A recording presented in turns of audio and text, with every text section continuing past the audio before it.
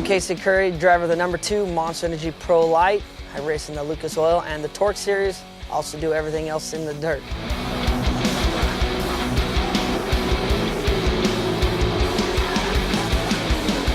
I started racing motorcycles when I was super young, and when I was 18, I made the change from motorcycles to trucks.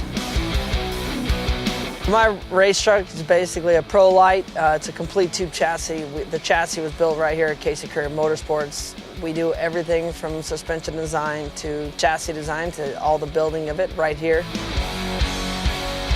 Off-road racing is a form of racing that is like nothing else.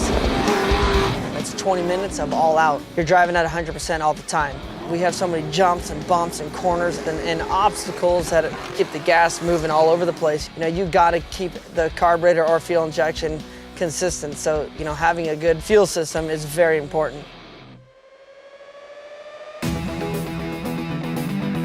You know, Aeromotive plays a huge role in our fuel system. You know, with the new dual Phantom, the whole setup is an in-tank setup. Having 2 fuel pumps that are separately wired, you can basically run one, or you can run the other, or you can run both. So if you have 2,000 horsepower, you can get the fuel needed to make the car run at 100%.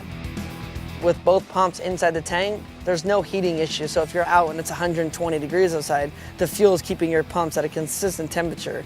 Running our trucks at 100% for 20 minutes, you know, we're putting our trucks to the ultimate test. And with the fuel pumps being on the bottom of the tank, there's no chance of air getting in there or any sort of debris getting in the way of that fuel getting into the carburetor. With the foam and the baffle, you know, this system is basically flawless. You can put this inside of any tank.